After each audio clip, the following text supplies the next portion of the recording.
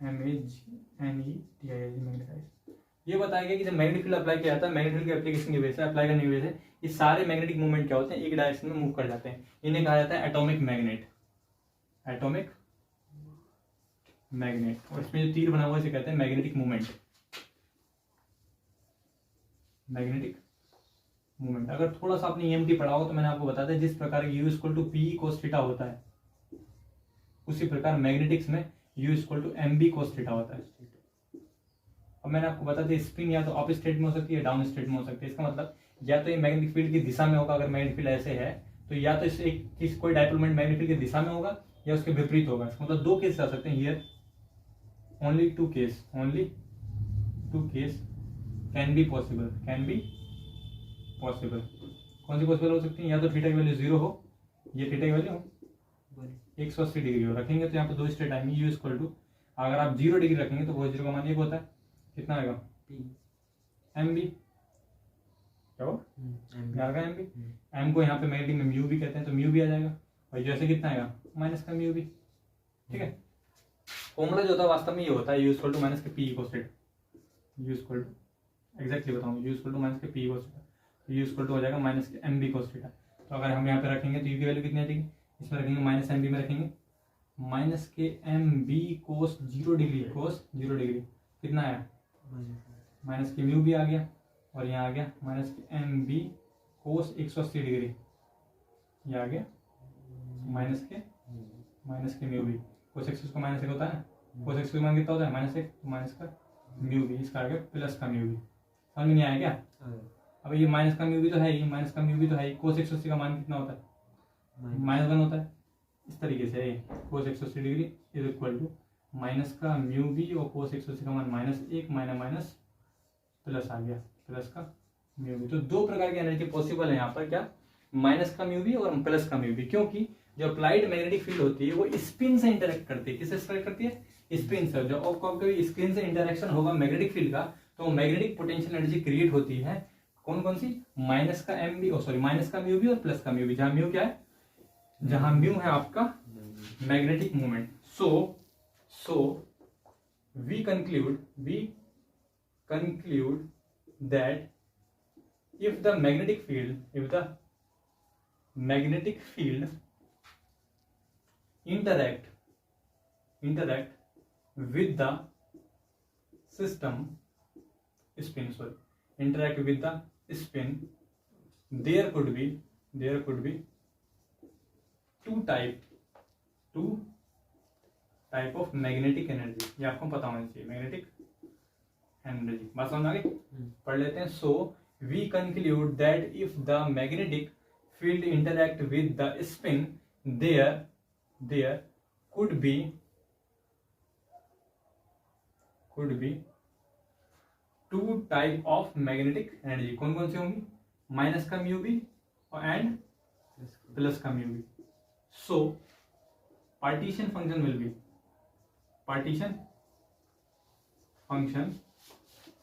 Will be, कितना आ जाएगा? Z = ji तो है नहीं, e की पावर माइनस का म्यू भी प्लस e की पावर प्लस का म्यू भी। हम इसे और ले सकते हैं, Z = 2 से मल्टीप्लाई कर दो, e की पावर माइनस का म्यू भी प्लस e की पावर प्लस का म्यू भी अपॉन 2। किसका वैल्यू है? Z = 2 cos हाइपरबोलिक म्यू भी। If there are n particle, capital N particles in the system, then partition function become कितना हो जाएगा? Z = 2 cos hyperbolic mu b की पावर n। हम कह सकते हैं Z = 2 की power n into cos hyperbolic mu b की पावर n। ये फंक्शन है, फंक्शन में कैपिटल F स्मॉल f कुछ भी लिखो, ठीक है। If there are n particle, capital N particle in the system, then partition function become function will be पढ़ने में कितना हो जाएगा? इतना हो जाएगा। सिंपली आपको कभी भी किसी मिट गया यार,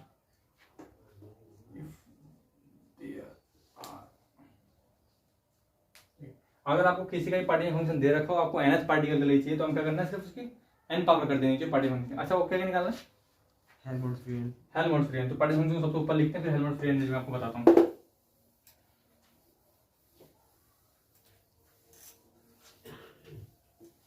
कितना है, 2 cos हाइपरबोलिक म्यू बीटा की पावर n। सो z equal to 2 cos hyperbolic mu beta की पावर n। सही है। Number 1 Helmholtz free energy, Helmholtz free energy कितना है बताओ, F इक्वल टू माइनस के KBT ln z, KBT ln z कितना आ गया, माइनस के KBT ln 2 cos hyperbolic mu beta की power n। F equal to minus कितना आ गया, माइनस के n KBT ln 2 cos hyperbolic mu beta. और एंट्रोपी, एंट्रोपी कैसे निकालते हैं भाई, S equal to del F over क्या निगेटिव आता नहीं आता, आता है, एन और वी कांस्टेंट होता है, माइनस का del over del T. N की वैल्यू बताओ कितनी है, माइनस के N K B T L N. Question तो हल्के लग रहे होंगे, क्वेश्चन तो हल्के आते हैं वहाँ पे। कितना एंट्रोपी है ना, तो एस इक्वल टू कितना आ गया, माइनस माइनस प्लस हो गया, एन के बी टी बाहर निकाल लो, सॉरी एन बाहर निकालेगा, एन के बी बाहर निकाल दिया, डेल ओवर डेल टी अंदर कितना होता है, T into ln 2 cos hyperbolic, ये तो कांस्टेंट है, अभी तो कांस्टेंट है, एन के बी ये कितना आ गया, लोग कितना आ गया, ln 2 cos hyperbolic mu B. इसका तो एक हो गया, क्या है यार इतना क्यों करवा रहे हो तुम मुझसे। Implies S equal to N K B ln 2 cos hyperbolic mu B. सही भी आ रहा है। और क्या पूछा है, आगे क्या पूछा है, तीसरा तीसरा टोटल इंटरनल एनर्जी होता है, इंटरनल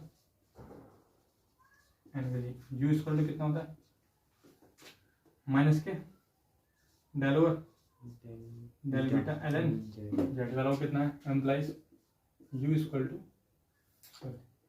तो अब इसका मान रखेंगे u इक्वल टू माइनस के del over del beta ln Z, इसकी वैल्यू कर दी। तो आप देखेंगे, छोड़ो खुद निकालना। तो संक्षिप्त में मैंने आपको ये बताया कि पार्टीशन फंक्शन हो तो आप कोई से भी मैक्रोस्कोपिक पैरामीटर निकाल सकते हैं। अब कुछ लोगों का प्रश्न ये होगा, सर कोई से में तो आपका केमिकल एनर्जी भी आती है, प्रेशर भी आता है, तो वो मैंने फॉर्मूले आपको इसलिए नहीं लिखवाए क्योंकि अगर मैं सारे लिखवाऊंगा तो आप कंफ्यूज हो जाओगे, बोले इतने सारे याद करने पड़े। तो जब आप बुकलेट का क्वेश्चन लगाओगे तो वहाँ प्रेशर का फॉर्मूला भी लिखा हुआ है, इंटरनल एनर्जी और केमिकल पोटेंशियल फॉर्मूला लिखा हुआ है, तो आपको नोट करना है, उसे अच्छे से याद करना है। बार मेन लॉजिक है कि आपको पार्टीशन फंक्शन लिखना आना चाहिए। इस क्वेश्चन को मैंने इसलिए थोड़ा जोड़ दिया थ्योरेटिकल वे में, तो मैं आपको ये समझाना चाहता था, कई बार ऐसा होगा कि सिस्टम की एनर्जी तक नहीं दी होगी। अगर एनर्जी दी है और आपसे कुछ पूछा तो क्वेश्चन हल्का हो जाएगा। अगर सिस्टम की एनर्जी नहीं दी है तो आपको खुद सोचना है कि क्या ये डिस्क्रीट सिस्टम है, और डिस्क्रीट सिस्टम में तो क्या क्या एनर्जी पॉसिबल है, और एनर्जी क्या क्या पॉसिबल है अगर आपको पता चल जाए तो आप पार्टीशन फंक्शन लिख सकते हैं। बशर्ते ध्यान रहे कि वो एनर्जी स्टेट डिजेनरेट ना हो। अगर डिजेनरेट है तो उनकी डिजेनरेसी पहले ही देख लेना। तो अगर हम आइजिंग मॉडल पढ़ेंगे, ऑफकोर्स पढ़ाऊंगा मैं, सिलेबस कंप्लीट होने के बाद, तो मैं वहां पर बताऊंगा कि अगर स्टेट ना दी हो तो स्टेट कैसे क्रिएट करते हैं और डिजेनरेसी को कैसे देखते हैं। फिलहाल के लिए इतना ही था, थैंक यू। तो MIT, स्टैनफोर्ड, ISC, इन सब के स्किल्स क्या हैं, कहाँ पर लाई करते हैं, और बहुत शानदार है। उसका नाम लेना भी 2-3 बार कान छू के नाम लेने से यहाँ होते हैं, जैसे होते हैं सिंगर होते हैं, सिंगर लोग क्या करते हैं, बोले लता मंगेशकर, तानसेन का नाम लेने ऐसे ऐसे करके छूते हैं, फिर जब पढ़ते हैं अपना गाना वाना।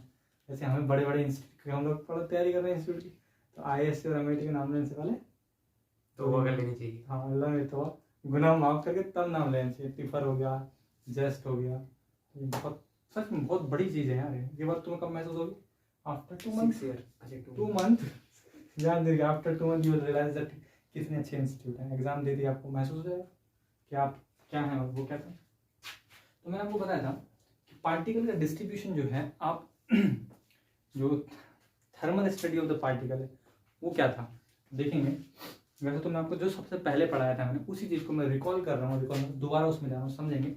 ये आपका hashtag thermal study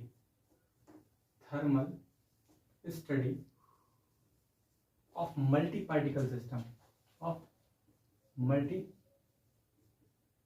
particle system, thermal study of multi particle system में। इस चीज़ को आप बहुत ध्यान से देखते रहें, बहुत बढ़िया डेरिवेशन है, बिल्कुल मजा। Thermal study of multi particle system. मैंने आपको बताया 2 तरीके से डील किया जा सकती है। कौन कौन तरीके से? पिंक नहीं चल रही क्या? तो मैक्रोस्कोपिकली, मैक्रोस्कोपिकली, और दूसरा माइक्रोस्कोपिकली। अब चल रही है, फिल्म में चलती है ना। इसको क्या कहते हैं? Thermodynamics, thermodynamics. इसको क्या कहते हैं? काइनेटिक थ्योरी या स्टैटमैक? काइनेटिक थ्योरी या स्टैटमैक? मैकेनिक्स। इसके अंदर भी पार्टिकल को 2 तरीके डिवाइड किया जाता है। कौन सा? Distinguishable and non distinguishable. Non distinguishable, ठीक है। सबसे पहले हम इसे समझेंगे, फिर देखेंगे वो कौन से स्टैटिक्स में जाते हैं। आप जरा इंक डालें इसमें।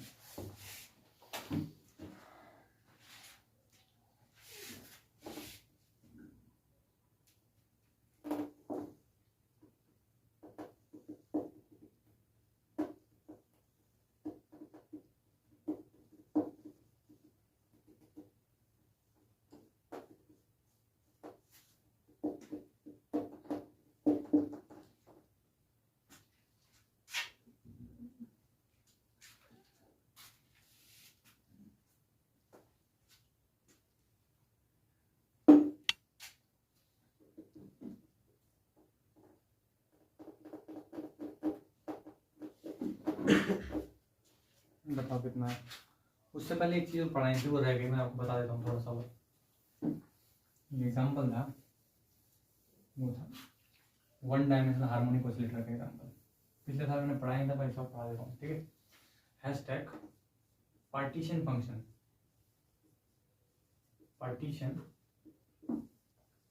Function of 1 dimensional linear harmonic oscillator.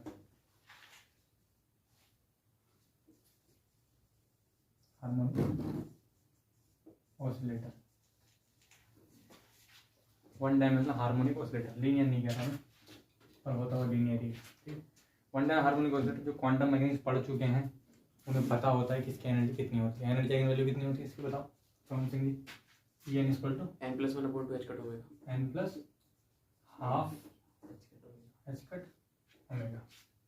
पक्का याद रहेगी? बिल्कुल सही है। सो पार्टीशन फंक्शन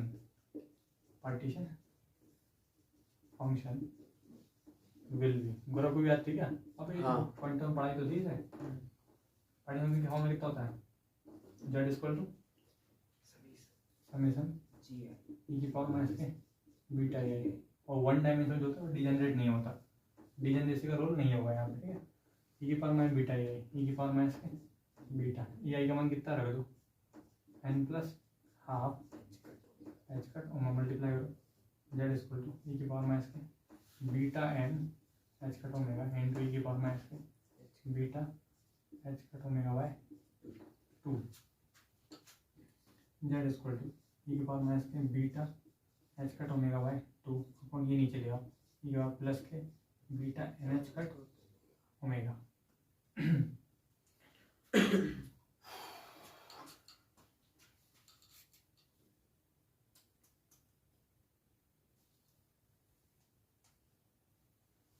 एक्सपेंड करो इसे। z इक्वल टू e की पावर माइनस के beta h cut omega by 2। Expand करिए इसे, 1 plus beta N H cut omega. एक मिनट रुक जाओ, ऐसे एक्सपेंड मत करो इधर, यहाँ कहीं समीशन भी लेगा था, उसका ध्यान दो।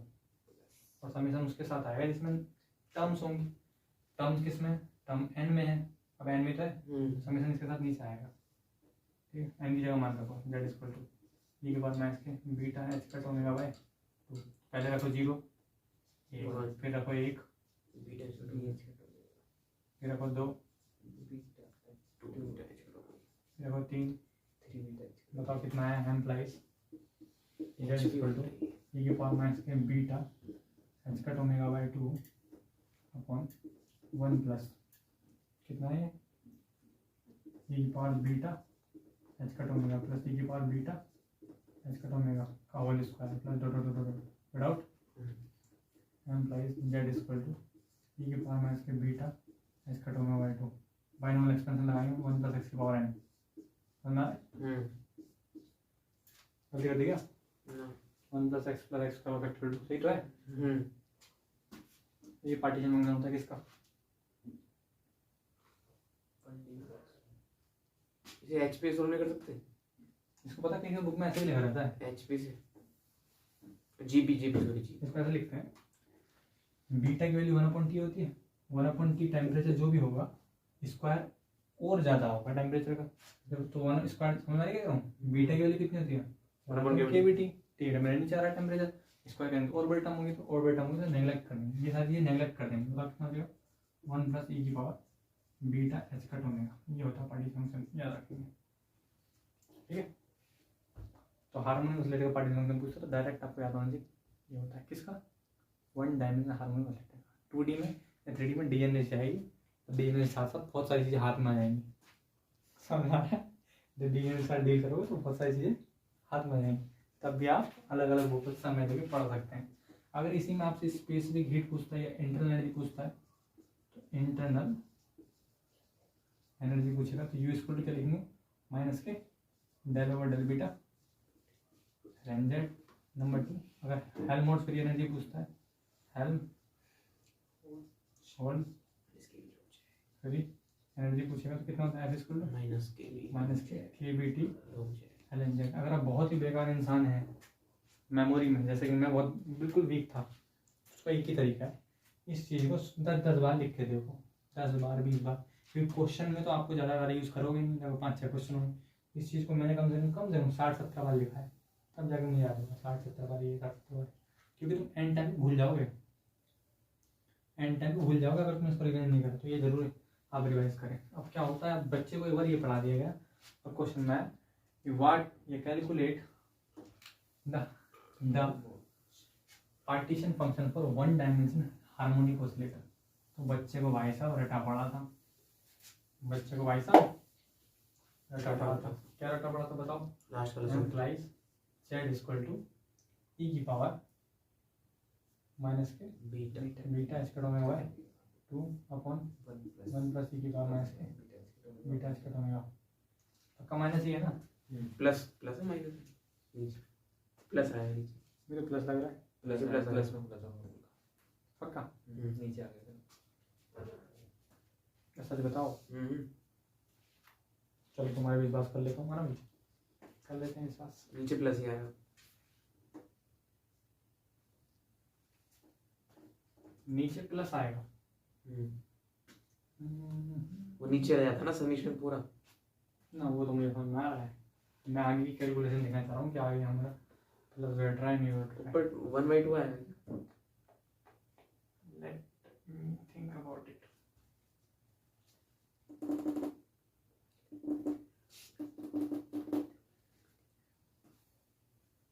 पार्टीशन फंक्शन मैच करो हार्मोनिक ऑसिलेटर में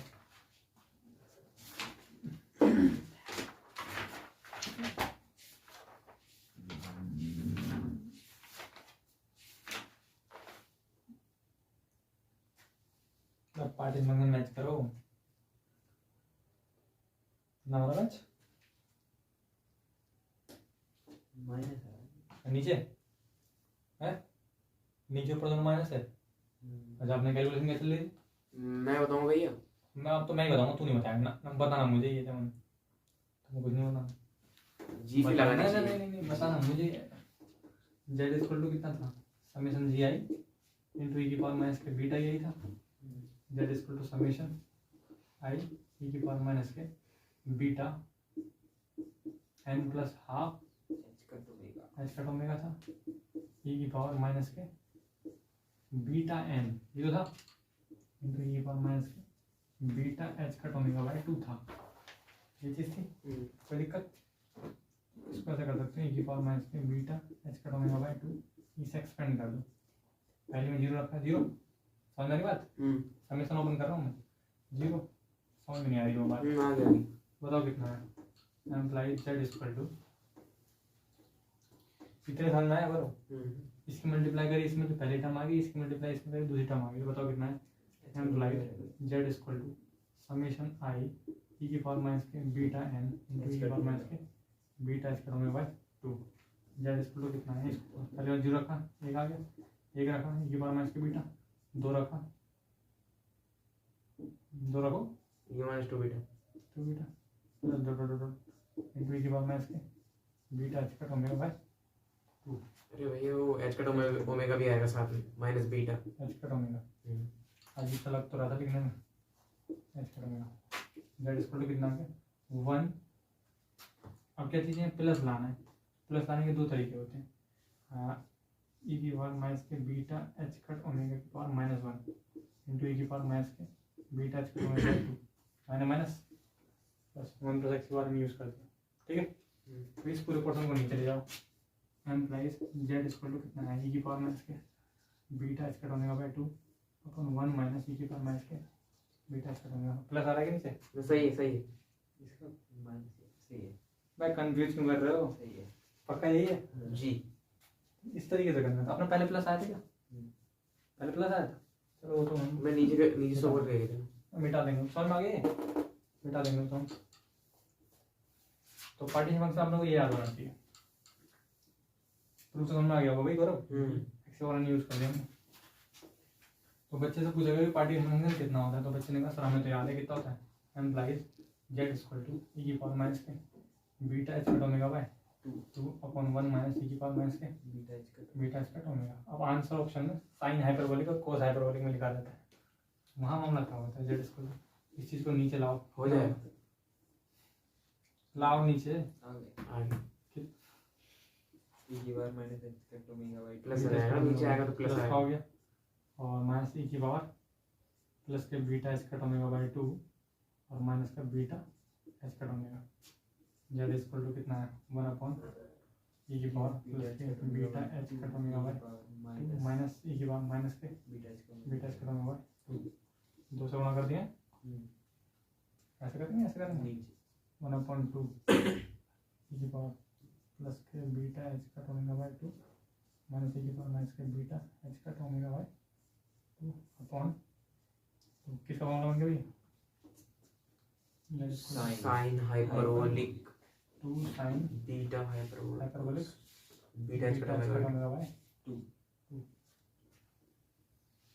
यही है पढ़े हमने देखो सेम है यही for n particle implies for n particle for n particle का एन से मल्टीप्लाई कर दो एन से मल्टीप्लाई करेंगे पावर देंगे 2 sine hyperbolic beta H cut omega by 2 की पावर एन इस पार्टीशन फंक्शन की हेल्प से हम क्या कैलकुलेट कर सकते हैं नंबर 1 अगर आपसे कोई कहता है इंटरनल एनर्जी तो INTERNL इंटरनल एनर्जी कितना होता है U equal to minus del और del sorry del over del beta log है L in Z number 2 Helmholtz function Helmholtz function F equal to minus का QVT L in Z ठीक I hope समझ में आ गया होगा पढ़ने में कैसा आता है अगर मैं ये नहीं करवाता और पेपर में आ जाता इतना तो पक्का तुम इस तरीके रास्ते में नहीं चलते जबकि बेसिक चीज़ यही है कि हम एनर्जी रख रही है सॉल्व कर रहे हैं फॉर्मूला तो बेसिक फॉर्मूला तो वही है किसी भी सिस्टम के लिए पूछ सकता है ठीक फॉर्मूला बता दिया और किसी सिस्टम के लिए पूछता है ना तो ऐसे निकालना है ठीक हम बात करते हैं डिस्टिंग्विश और इनडिस्टिंग्विश पार्टिकल के बारे में पार्टिकल फंक्शन के बारे में मुझे इतने बताना था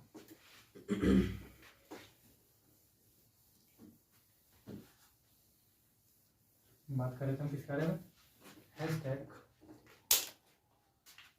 भोलेनाथ ओके ठीक बताओ भाई क्या पढ़ रहे थे हम लोग हैशटैग डिस्टिंग्विशेबल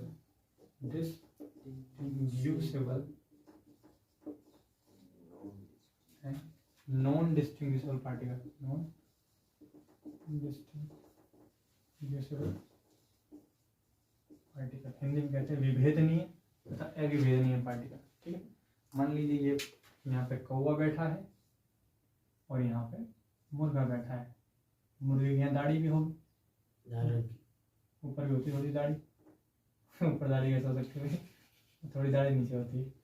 तो हम मुर्गे और उसको डिफरेंट कर सकते हैं, डिफ्रेंशिएट कर सकते हैं, भाई ये मुर्गा है और ये कौवा है। तो ये क्या हो गया, ये हो गया डिस्टिंग्विशेबल। क्या हो गया, डिस्टिंग्विशेबल पार्टिकल। अगर दो इलेक्ट्रॉन रखे हुए हैं तो हम देख के नहीं बता सकते कि वो दो इलेक्ट्रॉन है, इनमें से कौन सा इलेक्ट्रॉन ए वाला है, के सेल का है, कौन सा इलेक्ट्रॉन एल सेल का है, नहीं बता सकते। तो ये कराएंगे इनडिस्टिंग्विशेबल पार्टिकल। क्या कराएंगे, इनडिस्टिंग्विशेबल। लेकिन ये डेफिनेशन जो है क्वांटम मैकेनिक्स मैथमेटिक्स के हिसाब से कौवा मुर्गा नहीं कह सकते। तो हमें बताना कैसा पड़ेगा, हमें बताना ऐसा पड़ेगा, यदि दो पार्टिकल के वेव फंक्शंस, यदि दो पार्टिकल के वेव फंक्शन आपस में ओवरलैप कर जाते हैं तो वो कहलाते हैं कौन से पार्टिकल, नॉन डिस्टिंग्विशेबल पार्टिकल। अगर उनके वेव फंक्शन आपस में ओवरलैप नहीं होते हैं तो क्या कहलाते हैं, डिस्टिंग्विशेबल पार्टिकल कहलाते हैं। देखेंगे if the wave function of two particles do not overlap, then they are called indistinguishable particle। ऐसा समझ सकते हैं, अगर आपने रिलेटिविटी के 12th में पढ़ा हो तो वहाँ बताया जाता है दो पार्टिकल हैं जिन पर लाइट गिराई जाती है और दोनों के डिफ्रैक्शन पीक कुछ इस तरीके से नजर आते हैं, इसे कहते हैं रेले की विभेदन सीमा। थोड़ा बहुत याद आ रहा हो तो, अगर दोनों के पीक आपस में अलग अलग हैं इस तरीके से तो ये कहलाएंगे क्या, ये कहलाएंगे डिस्टिंग्विशेबल पार्टिकल। ठीक है। इसी के विपरीत अगर इन द अपोजिट हैंड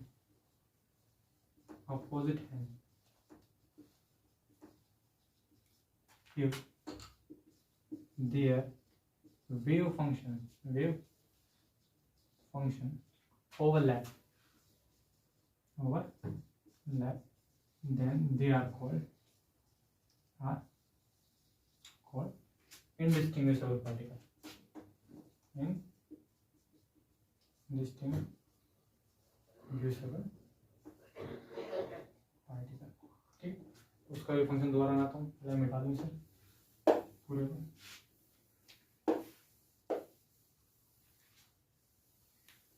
इसी को दोबारा लिखेंगे, implies if their wave function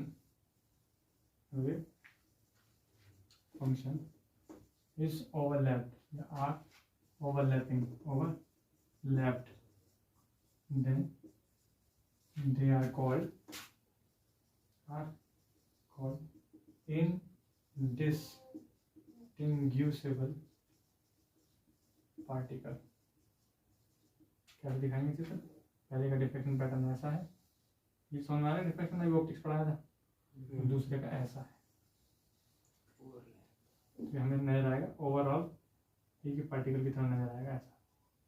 ठीक है, पहले की विभेदन सीमा से निकट आ सकते हैं तो कराएंगे इनडिस्टिंग्विशेबल पार्टिकल। ठीक, और रिमार्केबल पॉइंट क्या है, समझ में दोनों पार्टिकल का। अब याद क्या रखना,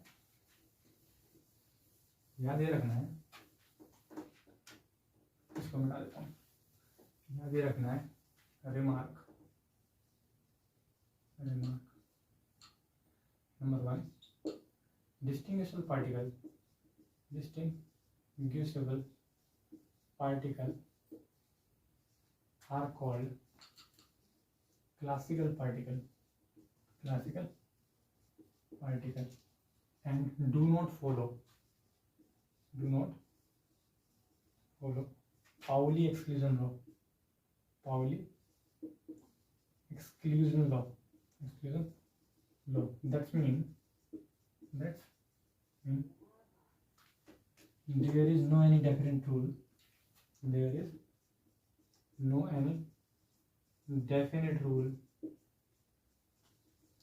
to fill up the particle in any state। Number 2, non-distinguishable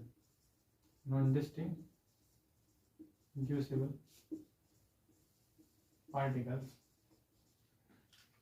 are called quantum particles।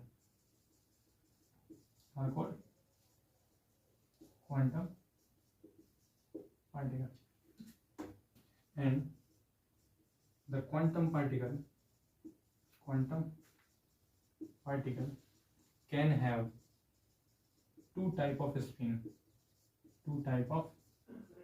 दो तरीके स्पिन हो सकते हैं. Number 1 integral spin,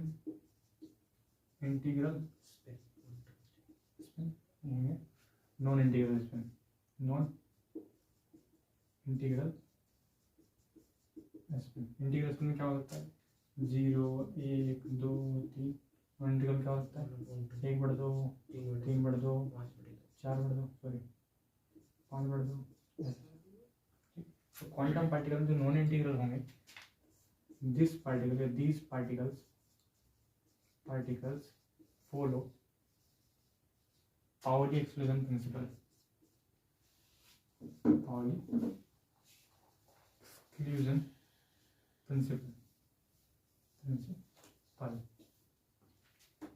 They do not follow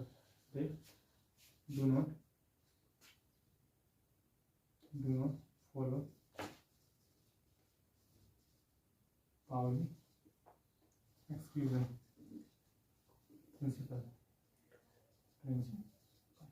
इतनी ही आपको पता होनी चाहिए कि दो तरह की सिचुएशन आ सकती है कि जरूरी नहीं है कि क्वांटम पार्टिकल फॉलो ही करेगा पाउली के नियम को. कौन फॉलो नहीं करेंगे? वो जिनकी स्पिन इंटीग्रल मल्टीपल होती है, जिनकी स्पिन हाफ. इसमें क्या होता है? हाफ ओड दिख रहा है, हाफ ऐसे करते हैं, half odd multiple. Half odd दिख रहा है, 1 3 5 odd multiple. Half odd multiple लिख सकते हैं, नॉन इंटीग्रल लिख सकते हैं, बात एक होती है. अब स्टैटिक्स को जो था, पार्टिकल स्टैटिक्स, तो 3 तरीके डिवाइड की गई है. मैं बताता हूँ कैसे.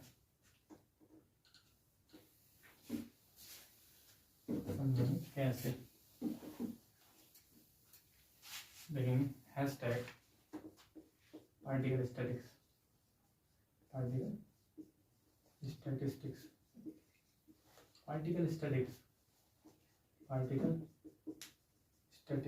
statistics is classified in 3 types. या देखो ध्यान से, 3 type. Number 1 Maxwell Boltzmann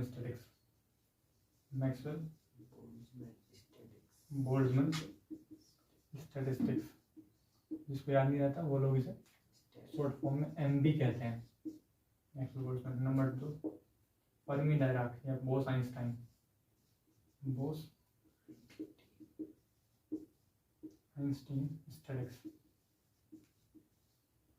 statistics क्या कहते हैं? BE.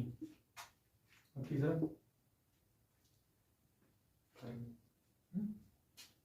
फर्मी डायराक स्टैटिस्टिक्स कहते हैं, MD. इसका एक नाम होता है, इसे कहते हैं क्लासिकल स्टैटिक्स.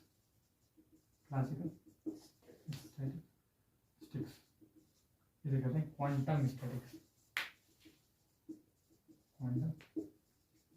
ठीक, तो हम क्वांटम स्टैटिक्स को जूम करेंगे थोड़ा सा. तो अपना हैशटैग लिखेंगे quantum statics. Okay, hashtag quantum statics. Quantum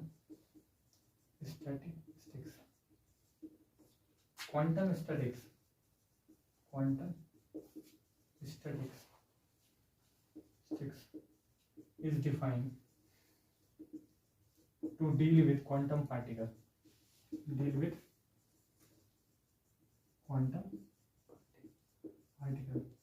And as we know, the quantum particle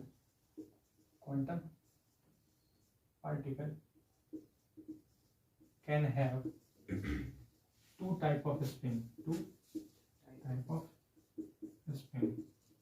So on the basis of spin, quantum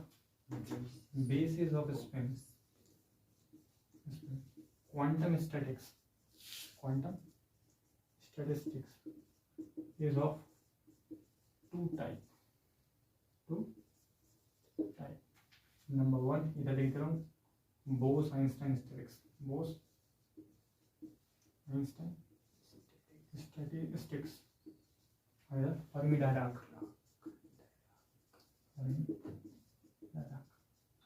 Hindi में वाला डिराक कहते हैं, इंग्लिश में वाला डायराक कहते हैं, स्टैटिस्टिक्स। और अगर डिराक ही जिंदा होते हैं उनसे पूछते तो बताएंगे दोनों गलत बोलते हैं। वो स्टैटिस्टिक्स क्या होते हैं? whose spins are integral multiple of h cut। यहाँ लिखेंगे whose spin are odd integral or half integral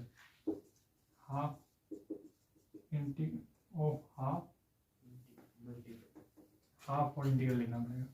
spin are half odd integral multiple of h cut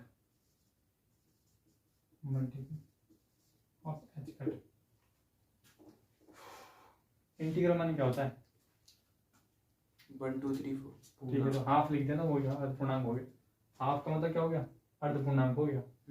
ऐसे नॉन इंटीग्रल लिखते हैं, हाफ ओड इंटीग्रल नहीं लिखना चाहो तो नॉन इंटीग्रल लिख सकते हो। क्या लिख सकते हो? नॉन इंटीग्रल पूरे लिखता हूँ। पहला पॉइंट क्या है? पहला point whose spin are non integral multiple of इसका एग्जाम्पल क्या होंगे? 0 1 2 3 एग्जाम्पल क्या होंगे? 1/2 3/2 5/2। दूसरा, the particle of this family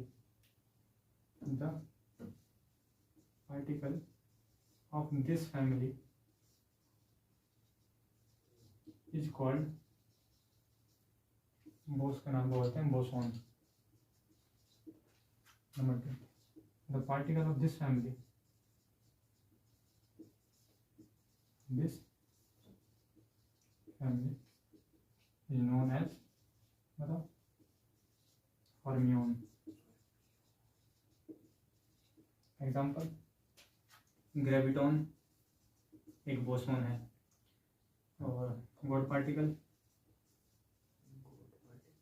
boson है, फोटोन बोसॉन है, इधर इलेक्ट्रॉन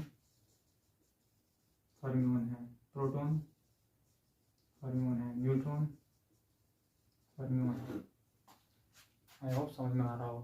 ठीक है, हम बात करते हैं डिस्ट्रीब्यूशन फंक्शन का। तीसरा ऊपर लिखता हूँ,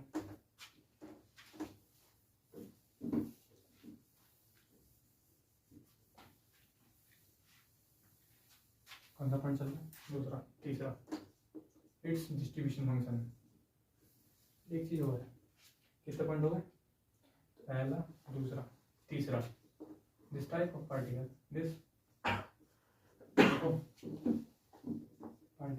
do not follow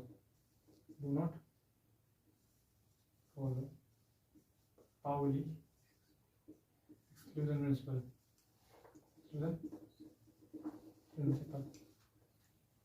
और यहाँ करेंगे this type of particle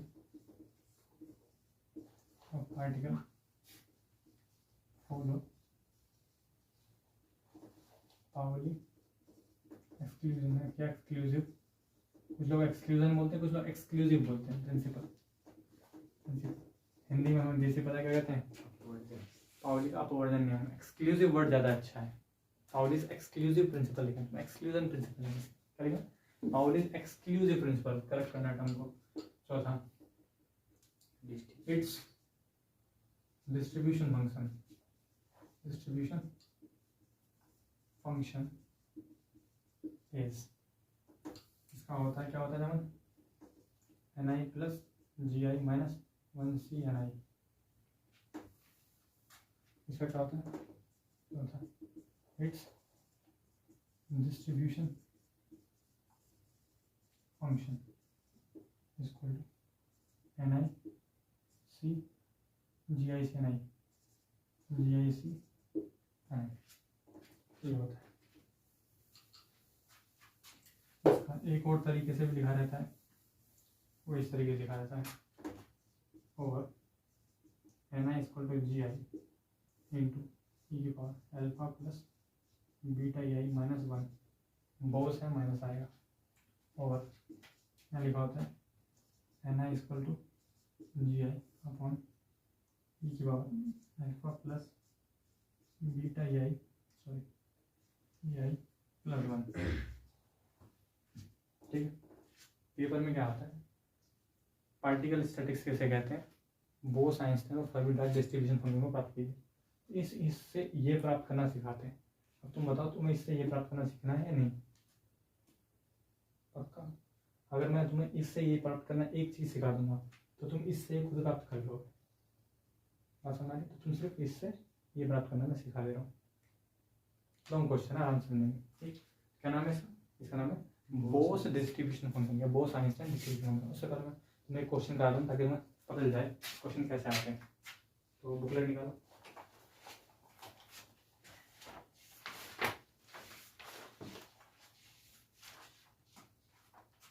page number बता रहा हूँ मैं, उसमें जाना। पेज नंबर 132 पे आओ, मिटाता हूँ।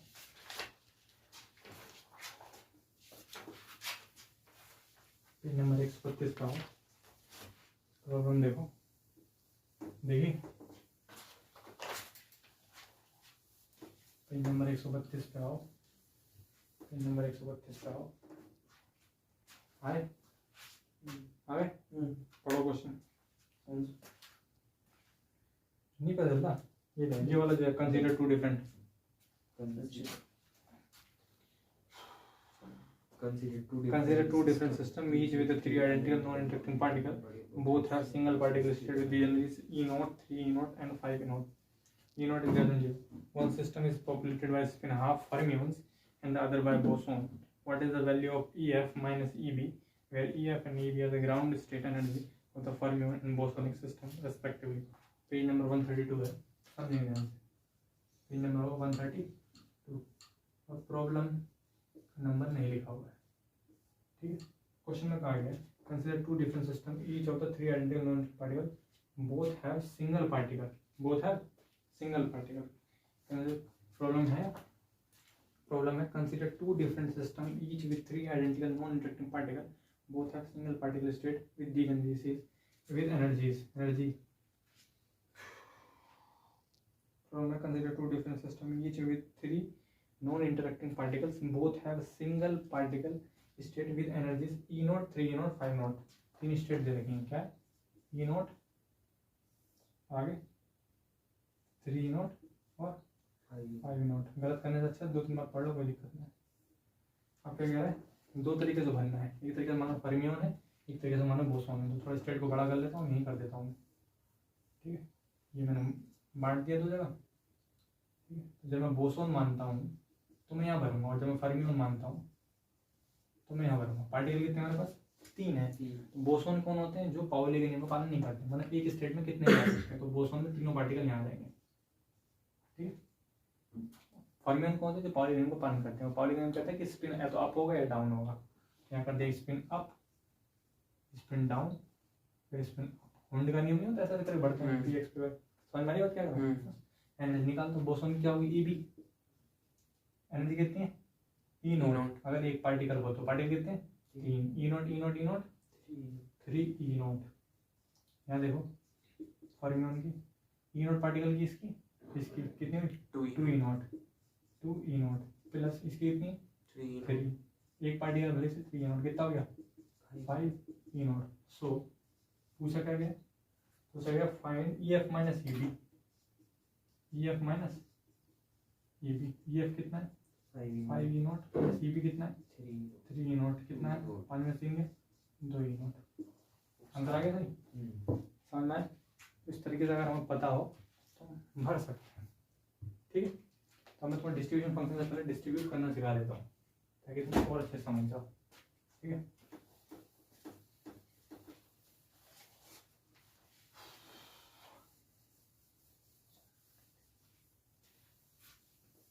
देखो इधर देखो, मैंने तुम्हें क्या बताया था? पार्टिकल स्टैटिक्स से आता है। तो पार्टिकल दो प्रकार के होते हैं, एक होते हैं क्लासिकल पार्टिकल और दूसरा होता है क्वांटम पार्टिकल। फिर मैंने बताया क्वांटम पार्टिकल दो प्रकार के हो सकते हैं, एक होते हैं बोसॉन दूसरे होते हैं फर्मियन। फिर मैंने आपको बताया था बोसॉन जो होते हैं वो होते हैं जिनकी स्पिन होती है इंटीग्रल मल्टीपल ऑफ h, मतलब स्पिन होगी 0, 1, 2, 3, 4, 5। ये ऐसी स्पिन के साथ पाउली के स्पिन का नियम का पालन, पाउली का बड़े नियम का पालन नहीं करते हैं, और इनका डिस्ट्रीब्यूशन फंक्शन होता है gi plus ni minus 1 c n i, या ni equal to gi upon e की power alpha plus beta i minus 1। Fermions क्या होते हैं? जिनकी spin integral multiple of h होती है, मतलब कि उनमें से होती है 1/2, 3/2, 5/2 होती है, जो पाउली के नियम का पालन करते हैं, और साथ ही साथ इनका डिस्ट्रीब्यूशन फंक्शन जी आई सी एन आई होता है। यही कह सकते हैं क्या, जी आई स्क्वायर टू, तुम याद नहीं है अभी, कोई बात नहीं, याद बाद में जरूर कर लेना, बाद में जरूर कर लेना। उनका डिस्ट्रीब्यूशन फंक्शन होता है n I square to g I e की power alpha plus beta minus 1, ठीक है, प्लस 1। फर्मियन में होगा तो प्लस 1 आएगा, फर्मियन में होगा तो जी आई स्क्वायर टू एन आई अपन ई की पावर अल्फा प्लस बीटा आई प्लस 1 होगा, और बोसॉन में जी आई स्क्वायर टू एन आई अपन ई की पावर अल्फा प्लस बीटा आई माइनस 1 होगा, याद रखेंगे बोसॉन में। डिस्ट्रीब्यूशन देखते हैं, hashtag distribution of quantum particle, distribution of quantum particle, quantum particle. अब तुम्हें इसकी ताकत का पता चलेगा, कैसे पता चलेगा? मैंने कहा let we have 3 particle and 2 boxes distribute these particle in the given box by supposing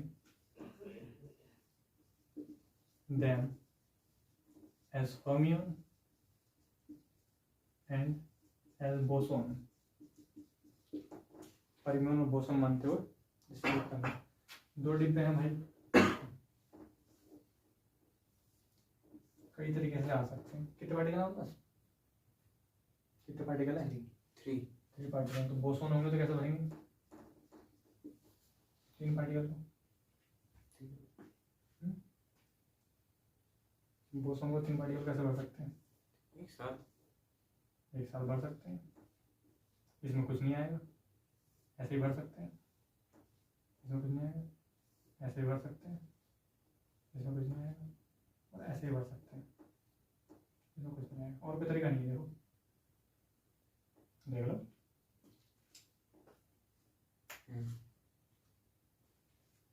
ये तीसरे वाले में कैसे भरा है? सॉरी यहाँ भी भरा है, पढ़िए यहाँ भी। चेक कर लेते हैं डिस्ट्रीब्यूशन फंक्शन से क्या होता है। G i plus n i minus 1 c n आई, क्या ये रिजल्ट दे रहा है? नहीं। जी आई डिब्बे कितने हैं? 2। पार्टिकल कितने हैं? 3 माइनस 1 सी। पार्टिकल कितने हैं? 3। 3 तो 5 में से गया 4, 3 तो 5 में से गया 4 सी 3। सही है ना? फैक्टर 4 अपन फैक्टर 4 माइनस 3 फैक्टर 4 माइनस 3 इसको 4 गुणा फैक्टर 3 अपन फैक्टर 3। 4 में 3 गया 1 फैक्टर 1 का मान 1 होता है। इससे करेंगे कितना आ गया 4। 4 ही तरीके से डिस्ट्रीब्यूट होता है। ताकत देखिए इसकी, बहुत बढ़िया। अगर उसका देखें हम तो जी आई सी एन आई, जी आई की वैल्यू कितनी है? डिब्बे कितने हैं? 2। पार्टिकल कितने हैं? 3 फैक्टर 2 अपन फैक्टर 3 फैक्टर 2 माइनस 3 नेगेटिव आ रहा है। 2 माइनस 3 का मान नेगेटिव होता है। 2 में से 3 का नेगेटिव में आ रहा है माइनस 1, नेगेटिव में फैक्टोरियल वैलिड नहीं। इसका मतलब हमने उसका डिस्ट्रीब्यूशन फंक्शन गलत लिखा। Check the distribution function. तुम्हारी किताब पता नहीं दिया होगा नहीं दिया होगा, ये तो दिक्कत है। आधे ज़्यादा चीज़ तो खुद ही बतानी पड़ेगी कहीं कहीं से।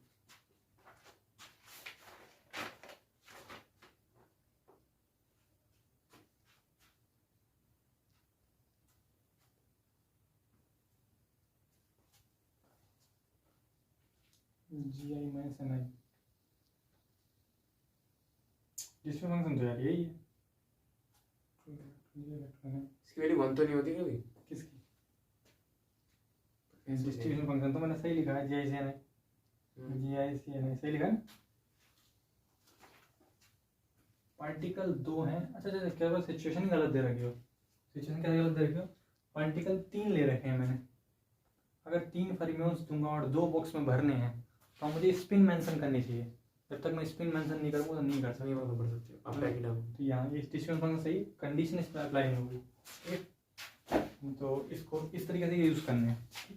डिस्ट्रीब्यूशन तुम आराम से निकाल सकते हो और डिब्बे ज़्यादा होते तुम इससे भी निकाल सकते हो। सिचुएशन में अभी आपको दिखाता हूँ, तो कोई क्वेश्चन है सब चल जाएगा।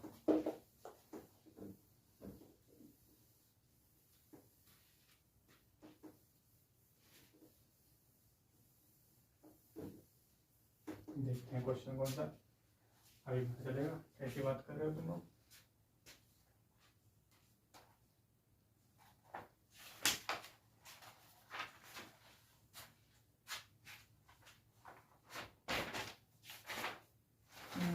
खत्म हो गई किताब, है नहीं ये क्वेश्चन।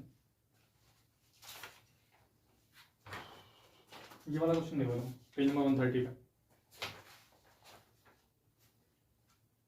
कहाँ से क्वेश्चन है? ये है जैम, ठीक है। पेज नंबर 130 लिखो, देख रहे हो।